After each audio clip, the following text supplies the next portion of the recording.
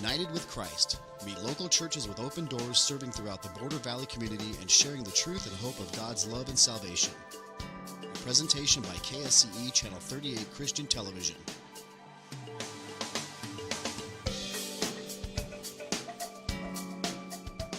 And now, United with Christ. Good morning. We are here again. Thank you for joining us. My name is Maritza Hernandez, and I am with Child Protective Services. I am the faith-based specialist. And unfortunately, Pastor Eric Hallback from Rock Faith Center was not able to meet with me today. However, I do have a special guest with me. Her name is Sandy Moody. She is from CASA. CASA is the court-appointed special advocates. And here again, thank you for joining us. I'm very, very glad to be here. I thank God that we are on again and for giving us the opportunity to be here and reach out to you. We are reaching out to churches, and we're reaching out to the community to partner with CPS, to partner with Child Protective Services, and churches and community and the community out there can partner with us in a variety of ways. But I guess let's just start with maybe a little prayer, and then I'll introduce you to my guest. Thank you, Lord, for having us here. Thank you, Lord, for allowing us to be here and to reach out to the community in El Paso. We really want the community to join us and to partner with CPS for these children that we have under our conservatorship. These children are abused and neglected, and so we want to find good foster homes for them. We want to find good adoptive homes for them. We ask you, Lord, that we reach out as many people as possible today from all over, from all of El Paso County. In the name of Jesus, we ask and we pray. Amen. Okay, well, thank you so much for joining us, Sandy. I really love what you do, and can you tell me what the role is? Or, no, first of all, tell me what is your background? Hi, good morning, everybody. I'm Sandy Moody, and I'm from CASA, the Court-Appointed Special Advocates. And thank you so much for having me on, Maritza. I really appreciate it. Anything that we can do to partner with CPS is always important. Just a little bit of background about myself. I've been in and out of El Paso for about 30 years now. My parents live here, so that's pretty exciting. And I got involved with CASA kind of on a fluke about 5 years ago to become a volunteer. So I was actually a volunteer before I worked with CASA, and I'm also a foster adoptive parent from the state of Kentucky.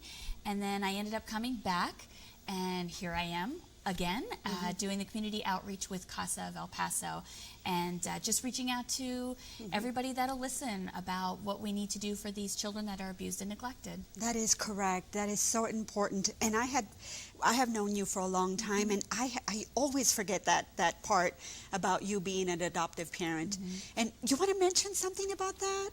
Sure. It's not on our questions, but absolutely. I think what really is important is that we give permanency to these children, and so my husband and I got involved, and we decided we were going to do a foster situation, and it ended up turning into adoption. And I have a really good relationship with my son's biological family, even though our adoption is closed, and I don't owe them anything for my son, but that's his family, and I feel like that's a piece of his life that he's going to need to have. So again, this is near and dear to my heart, and my son is almost 3, and he's a little, he's fun. He keeps me on my toes. So. And that is wonderful to hear. We're always in need of adoptive parents. We're always in need of foster parents. And you know, foster parents can be foster parents for at least 6 months, for 12 months, for 18 months. You know, in the state of Texas, we are mandated to reunify those children with their biological families, if all possible. Right.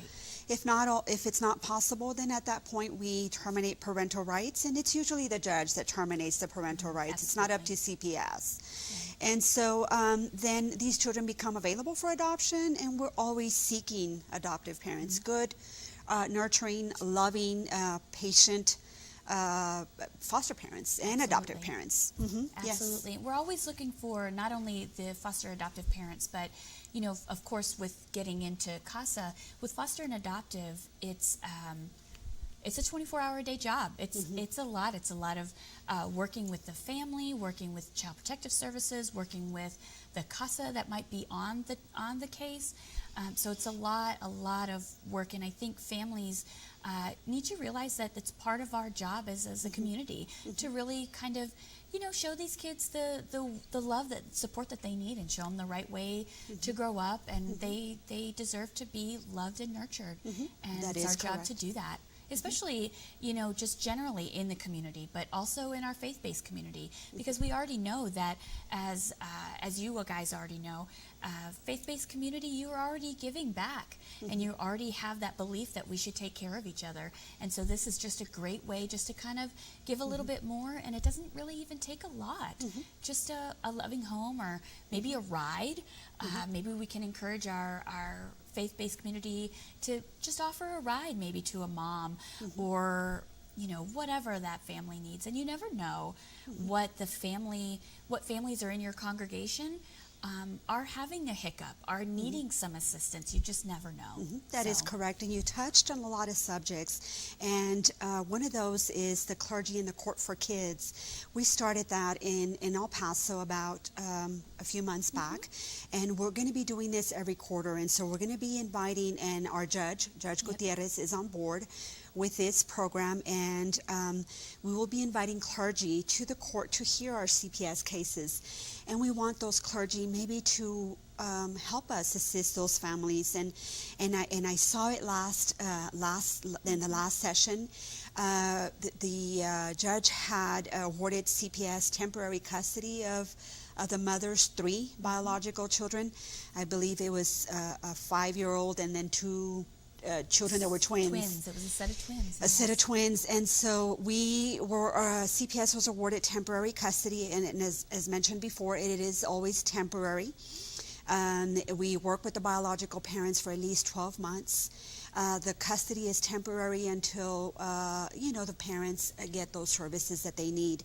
And during that last court session in that clergy in the court for kids, I do recall a pastor coming out and talking to that biological parent. I'm not sure if I should mention names, but it was Pastor Carrillo from El Paso First Assembly of God Church, and he went outside and talked to that biological parent and offered services to her.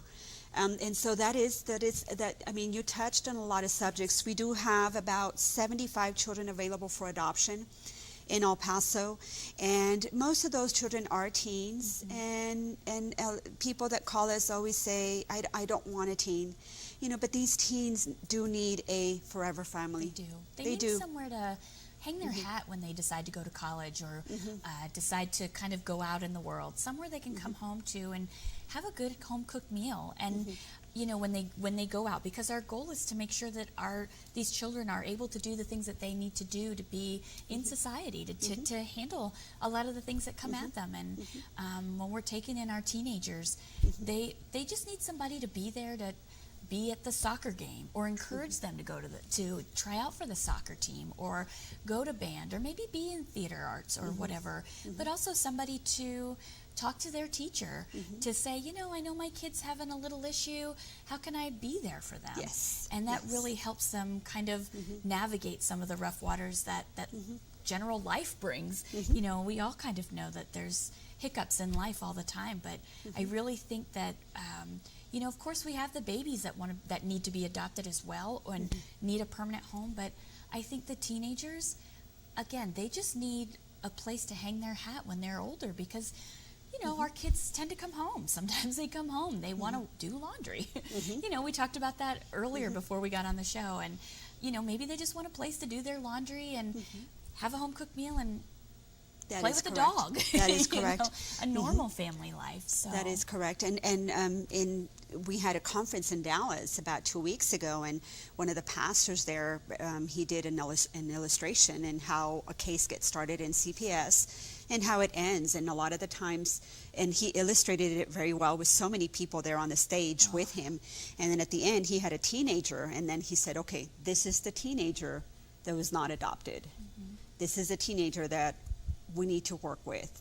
And so he also mentioned, which was very, very very informational for me. The pastor also mentioned, why don't we, as the faith community, work with that original family where that child was removed Absolutely. from? Why don't we go back and seek that family and see if that family needs help? And so, because sometimes we're going through the stages of CPS, and at the end we have this child that has not been adopted. Well, why don't we go back and help that just family? Talk with them. Maybe it's Yes. just something small, and sometimes our families get involved with CPS, and it's just a small hiccup, and we might not have known about it if a crisis hadn't occurred.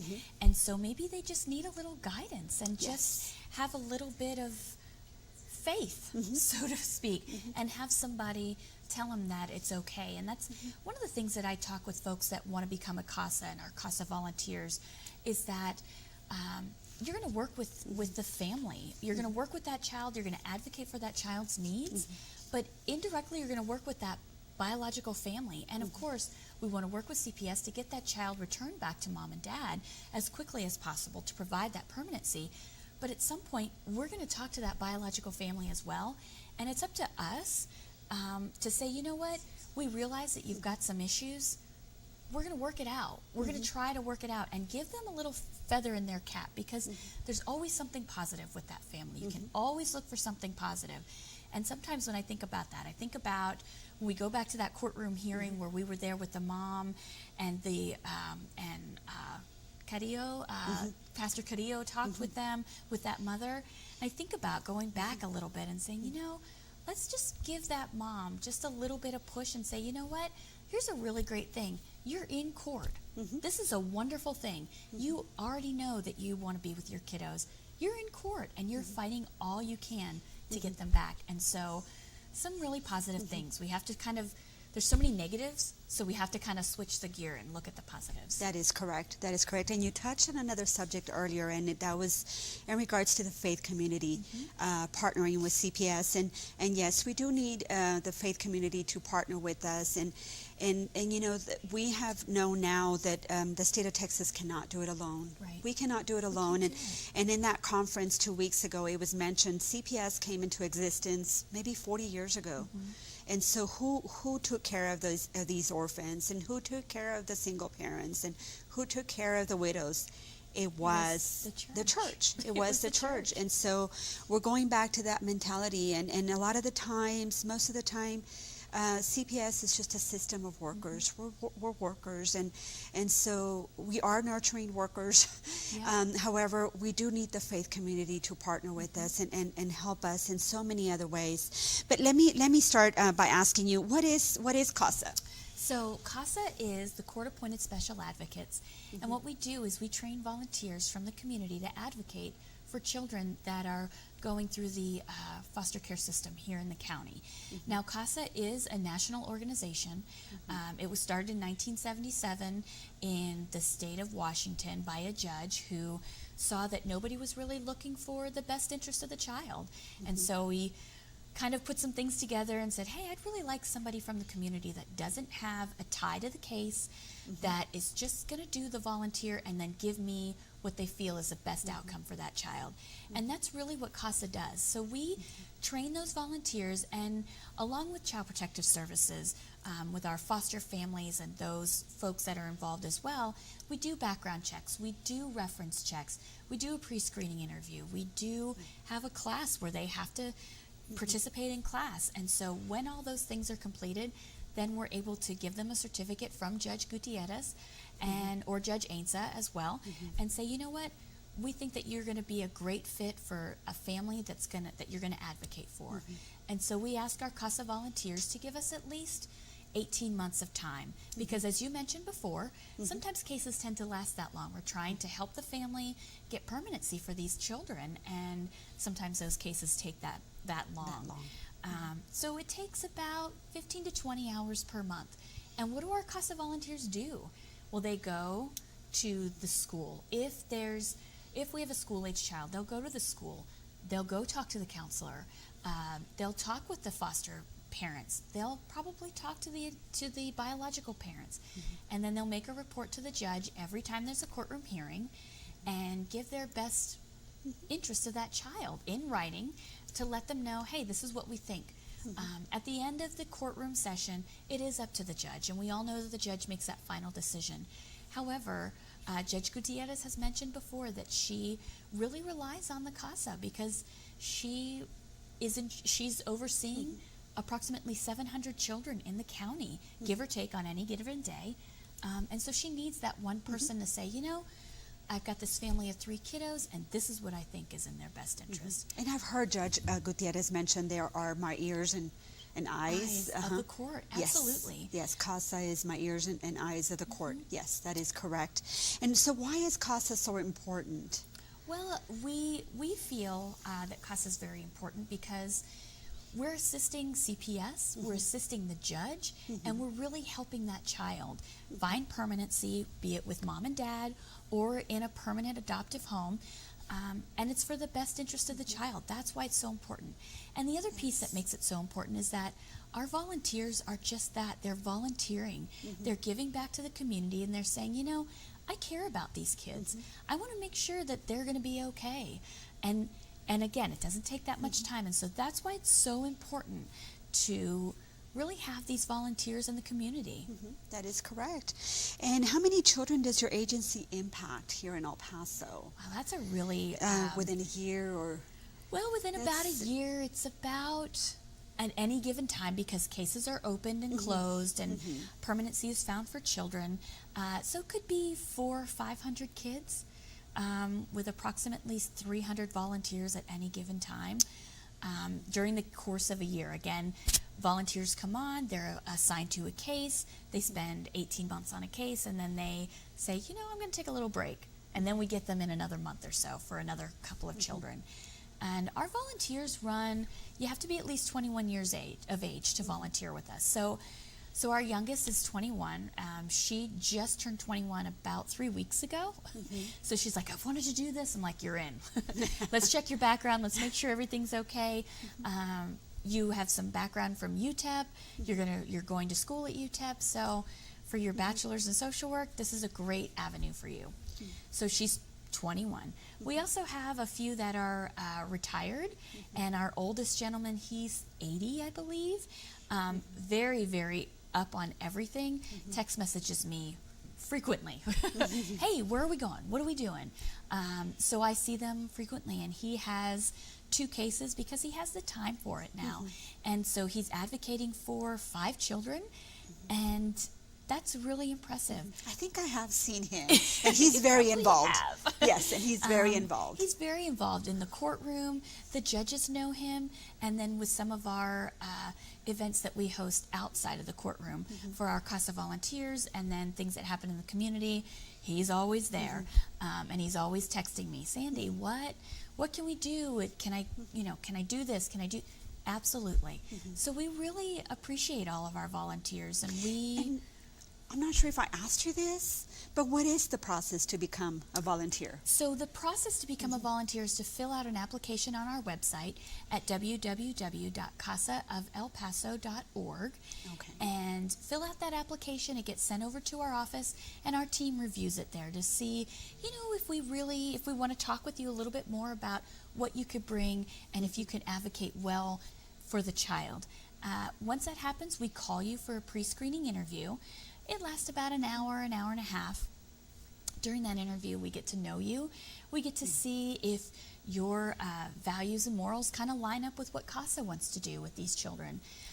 If they do, we set you up for pre-screening or for background checks, CPS, Child Protective Services background checks, and FBI fingerprint checks. So we get that all set up. As a prospective volunteer, you go to our fingerprints area, which is in the community as well, and then they send us the results back, usually in about 48 hours. We also ask for 3 references of folks from the community that have known you for at least a year that aren't a family member, because sometimes family members, we want to make sure that somebody, they're a little biased, somebody has known you for a while.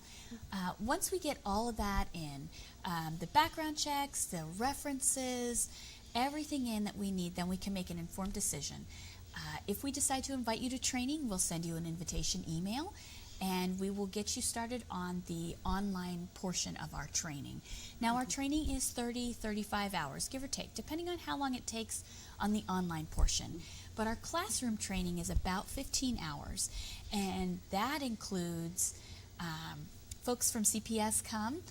Sonia Avila comes and talks with our folks. We get one of the judges comes in and talks. We get crime victims compensation to come in and talk with our prospective volunteers about kind of how things work. We also invite our prospective volunteers into the courthouse. You want to see a courtroom hearing or a few to kind of see all the major players, who's there, how does it work, and how to sort of behave in the courtroom. Because a lot of our volunteers, probably a good thing, haven't ever been in a courtroom. So the judge is there, those kinds of things. It can be very intimidating. So once we do all that, we invite you to that training. You finish that training, we swear you in with Judge Gutierrez, and then we hand you a case. And so all that takes about 30 days to really become a volunteer, because then you're taking the classes. And right now we're actually screening for our July class, which is a daytime class. It starts July 11th, runs the 11th, the 12th, and the 13th of July, Tuesday, Wednesday, Thursday, and Friday, from 9 to 1 p.m. And then our last day of class is on Friday. It runs from 8 to 4 p.m. because we want to get you into one of those courtroom hearings at 8 in the morning. And so sometimes they can run, just like 5 minutes, or sometimes we can sit there for 30 minutes or 3 hours, and they'll have an actual courtroom hearing. So it's very interesting to get that training. That is correct. And I'm glad you mentioned classroom training. And the classroom training is at your office. It is at our office. We have just moved offices a year ago, but it's still new to us. We are in the Wells Fargo building now on the 15th floor. We used to be in the courthouse on the 3rd floor, but we've needed to expand our program. And so we didn't have room for all of our volunteer supervisors and for folks to have confidential conversations. And so we have a really nice place on the 15th floor in the Wells Fargo office of buildings, and our volunteers can come.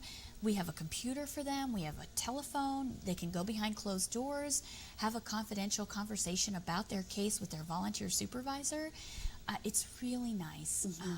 It's very nice and welcoming. And so now we have our classes there. So it's great. And do you want to mention the address again, and maybe the phone number, maybe your website? Absolutely. Our address is 221 North Kansas Street, downtown El Paso. We are in the Wells Fargo building. If you want to come down and visit us, park on the street at a meter. They do take debit cards now, so that's always good. And come up and visit us. And our phone number is 915-225-5214, and our website is www.casaofelpaso.org. And if you have questions about anything, again, my name is Sandy Moody, and I'm the Community Outreach Coordinator for CASA, and my email address is smoody, Moody, at casaofelpaso.org. Okay. I'm also curious about what other community partners does CASA work with? Well, we do kind of work with everybody that has that same thought that wants to really help children that are abused and neglected. And so we work, of course, with Child Protective Services. We do work with a few of the law offices here in town because they make donations for our children for the Christmas holiday and things like that. So we also work with Oliviane, anybody that, again, has that will to want to work with families and children. And that's who we work with. So my thinking about Oliviane, and that's the only one I can think of right now, but also the Child Crisis Center, because we work also on post with the Army at Fort Bliss, and just try to get the information out to our families, because all of our families are affected by abuse and neglect, not just families in El Paso, not just military families, and you may know somebody in your own family without really even thinking about it. that is affected by abuse and neglect. And so we try to reach everyone that we can. That is correct. That you're absolutely correct on that. When I go out and do my presentations with pastors, I mention that it could be a member of your church that's needing help. Absolutely. It could be a member of your church that we have removed those children from, and it could be even maybe the grandmother that's there that's seen on, at Sunday service that is taking care of 5 children at this point. And so the community and the faith community can really partner with CPS and help those families. And again, I want to mention my name. My name is Maritza Hernandez, and I am with Child Protective Services. I am the faith-based specialist, and if anyone is interested in becoming a CASA volunteer or even a volunteer at CPS, or a church is willing to partner with CPS, if anyone can please contact me. I'm always available. My cell number is 915-309-3595. I always give out my cell number because I'm in and out of the office. In and out. In and out. And so I prefer my cell number, and it's 915-309-3595. And as I mentioned, the churches and community can partner with CPS. We can do any type of service through the church. We can even do something simple as a diaper drive, or a shoe drive, or a clothing drive in the church. And so we're always in need of those items. Absolutely. And if anyone is interested in becoming a foster parent or an adoptive parent, we do have those informational meetings every month. The next one in July is going to be on July the 12th, and it's at 6 p.m. at the Hawkins building at our CPS office. We are located at 501 Hawkins Boulevard, and we're almost in the corner of North Loop and Hawkins by the Valle Verde campus. Okay, I really do thank you for joining us, and I thank God for this opportunity, and please be encouraged and to partner with us and survey your church members and see if they're willing to become foster parents and adoptive parents, or even CASA volunteers. And just as a mention, I am available on Sundays. If you would like to come to the church, any church, I can come out there and talk with your congregation at any time. So we really appreciate your time here today. Maritza, thank you so much for having me on. I really appreciate it. Thank you for coming. All your support and everything for CASA. So. Yes, thank you. Thank you for coming, and thank you for joining me. Thank you. Thank you all. Thank you for watching United with Christ. We pray this has been a blessing to you, and we invite you to tune in again tomorrow. We invite your comments, questions, or prayer requests. You may contact us at KSCE Christian Television, 2201 East Wyoming Avenue, El Paso, Texas 79903, or call us at 915-532-8588 during regular business hours, or you can visit us on our website at www.ksce.com. God bless you.